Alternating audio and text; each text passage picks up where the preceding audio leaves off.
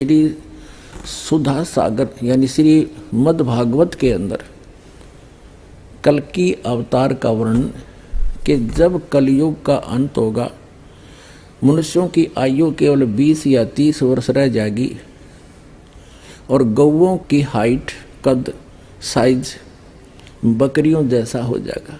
लोग बड़े राक्षस स्वभाव के हो जाएंगे, राजा भी डाकू बन जाएंगे।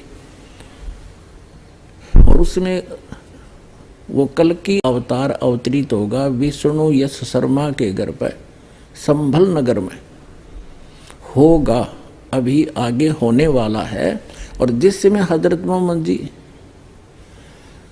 का जन्म हुआ उस समय तो 100 वर्ष से भी ऊपर की आयु थी व्यक्ति मनुष्यों की, और गौवें बड़ी तगड़ी तगड़ी होती थी।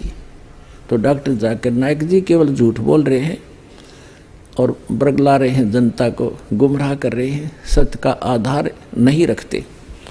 अब ये तो आपने पढ़ा वेद व्यास रचित श्रीमद् भागवत में कल्कि नामक अवतार का और कलयुग के अंत और सतयुग के प्रारंभ का विवरण। अब सूक्ष्म वेद में ऐसा लिखा है, राजा हरिश्चंद्र कल्कि नाम के अवतार रूप धारण करके आएंगे विष्णु दत्त शर्मा के घर पर संभल नगरी में, एज इट इज है। उस समय मनुष्यों की आयु 20 वर्ष होगी, 5 उसमें से खंड, और 15 वर्ष की आयु में सभी का जन्म और मृत्यु हो लिया करेगा। एकाध ही 20 वर्ष की आयु पाया करेगा। 5 वर्ष की लड़की को संतान होनी प्रारंभ हो जाएगी। फिर आगे क्या बताया है कि 3 आथ अंश खेच लेत कलयुग धरती का, उगे कोई ना बीज हाल कह दूं पृथ्वी का। सूक्ष्म वेद में परमात्मा ने बताया है कि जब कलयुग का अंत होगा, 3 हाथ, आज के 3 हाथ यानी 4.5 फुट नीचे तक धरती का उपजाऊ अंश नष्ट हो जाएगा। उस समय लोग केवल बिल खोद कर रहा करेंगे, दुराचारी हो जाएंगे, न्याय नहीं रहेगा, छोटे छोटे कद होंगे, वृक्षों का फल लगने बंद हो जाएंगे, पत्ते भी नहीं रहेंगे, ऐसी स्थिति आ जाएगी। और सभी का स्वभाव बहुत बुरा होगा, तकरीबन अधिक से अधिक। उस समय केवल जो भक्ति युक्त व्यक्ति होंगे, उस समय जिनमें जरा से भी आस्था भगवान की होगी, वो बचेंगे। बाकी सबको वो कल्कि नामक अवतार राजा हरिश्चंद्र आएगा भगवान विष्णु की आज्ञा से, वो सबको मार डालेगा। उसकी कहते हैं बहुत लंबी खड्ग होगी, बहुत तगड़ा शरीर होगा, बहुत लंबी तलवार होगी, और ऐसे काटेगा जैसे घास काटा करे किसान सब इन दुष्ट टाइप के व्यक्तियों को। उस समय केवल जरा से भी भगवान से डरने वाले व्यक्ति होंगे, वही उन्हीं को छोड़ेगा।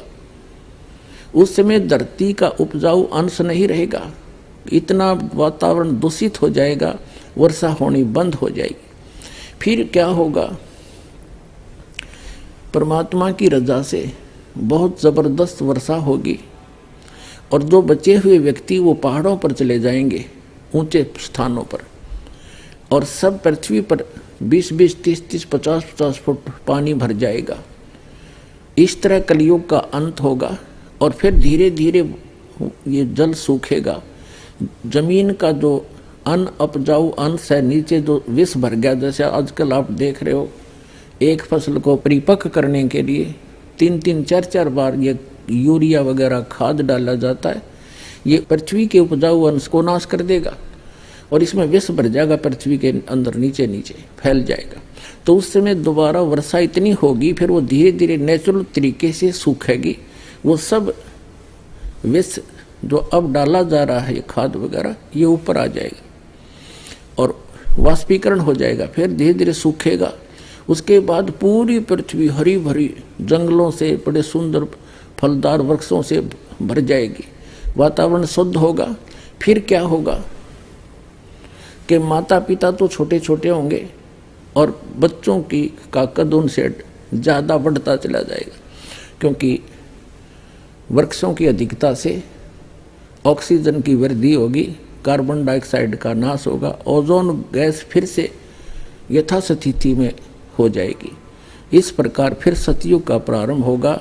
और ऐसे वो कल्कि नाम के अवतार का वर्णन है डॉक्टर जाकिर नाइक जी ने, जो श्रीमद् भागवत को आधार बनाकर हजरत मोहम्मद जी को सिद्ध करना चाहा, वो कति कोरी झूठ है। इनका सारा ही जो विवरण है वो केवल जनता को बरगलाने के लिए